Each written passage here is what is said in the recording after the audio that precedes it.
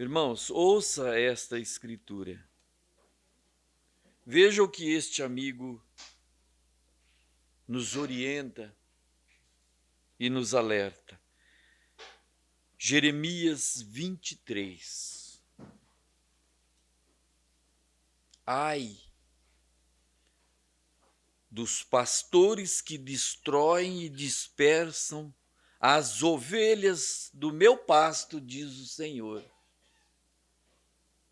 Ai! Portanto, assim diz o Senhor, Deus de Israel, acerca dos pastores que apacentam o meu povo.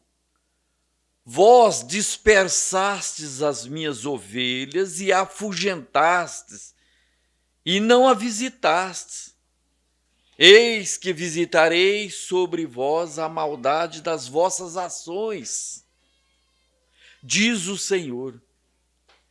E eu mesmo recolherei o resto das minhas ovelhas de todas as terras para onde as tiver afugentado, e as farei voltar aos seus apriscos, e frutificarei e se multiplicarão.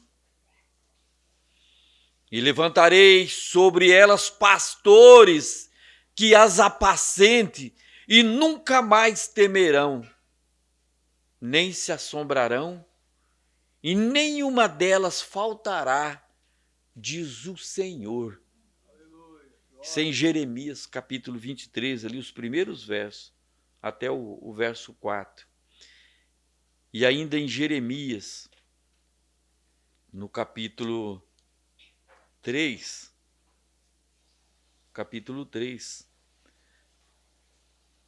no verso 15, ele nos dá esse consolo. E vos darei pastores, segundo o meu coração, que vos apacente com ciência e com inteligência. Inteligência na palavra de Deus. Agora, nós temos ouvido o pastor Joaquim nos ensinar que nós estamos vivendo dias que é uma geração gadarena. Geração gadarena. O que é isso? Endemoniada.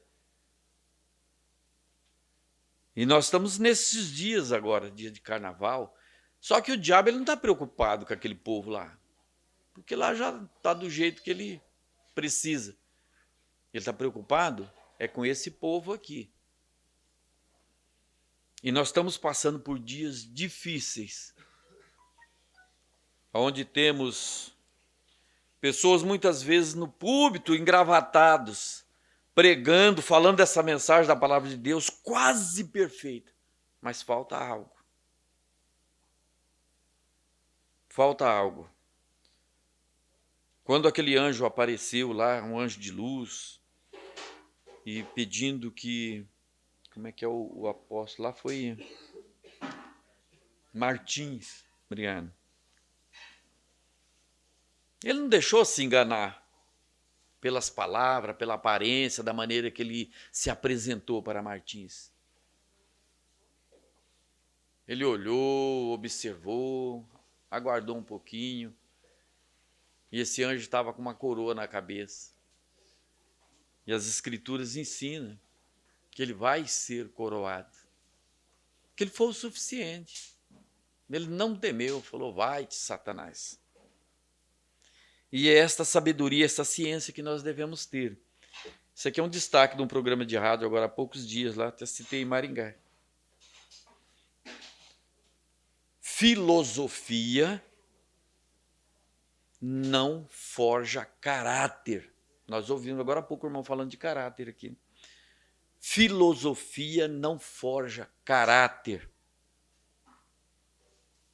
Daniel, um adolescente de seus 13 anos, ele foi vendido para os mercadores de escravos. Aquilo não mudou o seu caráter.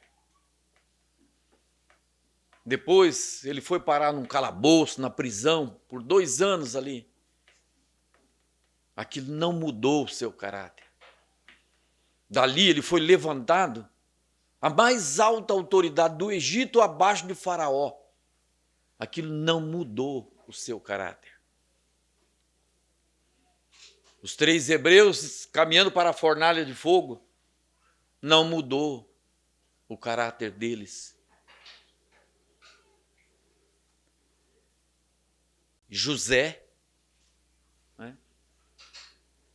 Nada daquilo, aquela glória que foi oferecida para eles, pôde mudar o caráter deles. E nós temos que estar firmado nisto. O meu destaque estava na mensagem Uma Libertação Total, ela está ali. Mas o pastor Albertino falou tudo que nós precisávamos ontem. Então, eu mudei. Estamos aqui com outra. Falou do que estava na mensagem, né? Aqui na mensagem, revesti-vos de toda a armadura de Deus, parte do parágrafo 15, o profeta ele está trazendo um alerta para nós, para a igreja. Né? Ele está citando algo que talvez foi Abraham Lincoln, ele não sabe qual que foi o filósofo que expressou desta maneira. Ele diz, em tempo de paz, prepare-se para a guerra. É em tempo de paz, não é no tempo de guerra não, porque depois que a guerra estiver formada, não tem mais tempo. Então é em tempo de paz, você tem que estar preparado para a guerra. Veja, e o profeta diz assim, ó, em tempo que tudo está correndo tranquilo, é melhor você se preparar, pois Satanás não permitirá que isto corra serenamente por muito tempo. Então, ele está rugindo como leão. Ele não é leão. Está imitando. Então, o profeta diz, você está em uma convenção agora e tudo transcorrerá bem. Mas você partirá daqui a alguns dias e você irá encontrar-se com o inimigo. Talvez ele nem mesmo espere que você parta. Nem mesmo espere que você parta.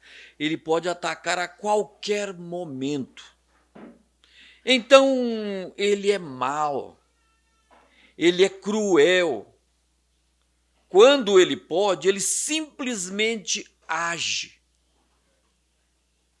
Agora, na outra mensagem ali, o profeta fala que ele não é como eles pintam aí, aquele monstro soltando fogo pela venta, uma cauda enorme, as orelhas bifurcadas. Não, não é isso não. Se ele aparecer dessa maneira, não precisa ser criança não, até um adulto qualquer um. Ó, perna para quem te quero. Mas ele aparece para você, né, de maneira sábia, né, bem asseado, bem vestido, muitas vezes no púlpito, de gravata e tudo, usando a própria mensagem, a palavra de Deus, com lisonjas, mas que nós possamos ter a ciência de Deus para não cair nesse engano. Não cair nesse engano. Seja o que for que ele puder dizer ou fazer, ele o faz imediatamente. Ele não tem dó e não tem pena de ninguém. Lá no Jardim do Éden, ele chegou de uma maneira sorrateira, suave, com palavras de sabedoria, e foi a queda. Né? Mas depois da queda, então ele se manifesta, ele não tem dó. Aí ele quer destruir, matar, acabar com a pessoa. Então é melhor estar revestido todo o tempo. Revestido todo o tempo. Ainda na mensagem Poder de transformação. Parágrafo 21, o profeta está nos dizendo: vocês pensam que Satanás vai permitir que isso continue assim? Sem nenhum impedimento? Oh, não, com certeza que não. Ele voará para dentro um destes dias como um redemoinho. Mas, quando o inimigo vem como uma corrente de águas, o Espírito de Deus levanta uma bandeira contra ele. Amém. Isaías 59, 19, né? Alvorar a sua bandeira. Somente mantenham-se em oração por si mesmos, perante Deus. Apegue-se uns aos outros, mantenham-se firmes em Deus, porque se vocês se amam uns aos outros, isto mostra que amam a Deus. Nisto todos conhecerão que sois meus discípulos, quando vos amardes uns aos outros. E é neste propósito que nós estamos aqui. E nesta mensagem, o conflito entre Deus e Satanás, a partir do parágrafo 63, o profeta está nos mostrando que lá no Éden, ele não foi lá atacar Adão, ou Eva, ou quem quer que, né, estivesse lá. Ele atacou a palavra.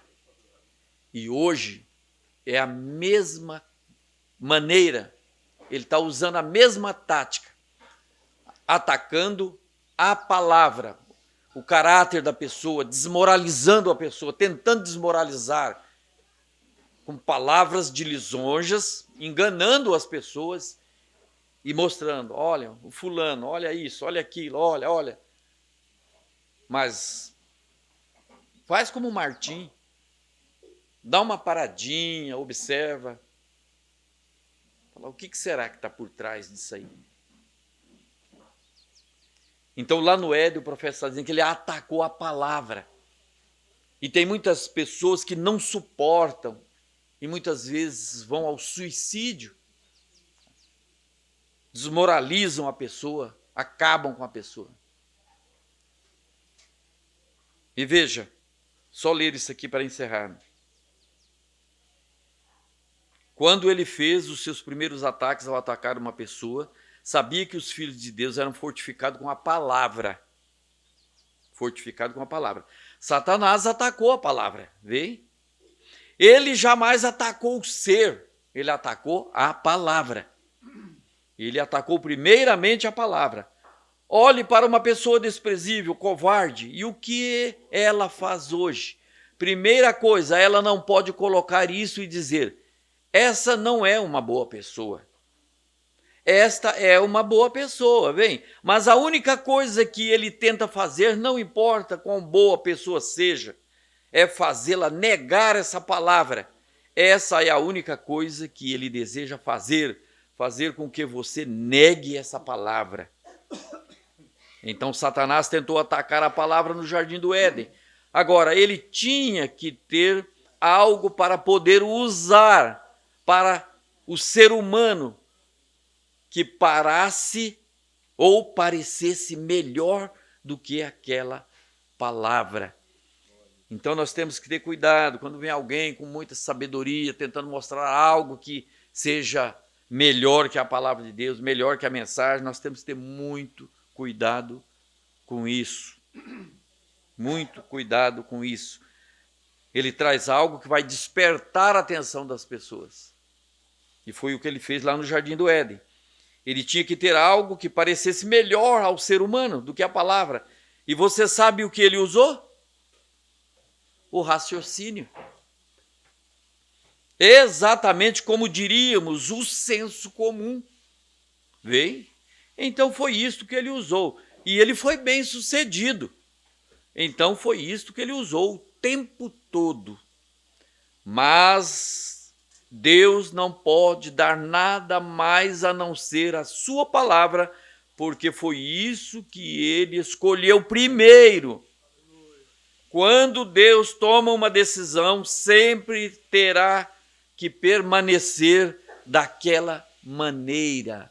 As Escrituras dizem, eu sou Deus e não mudo. Isso é a palavra de Deus. E Satanás tomou o raciocínio e pegou o raciocínio e atacou a palavra e tirou Eva do caminho. Isto é verdade, através do raciocínio humano.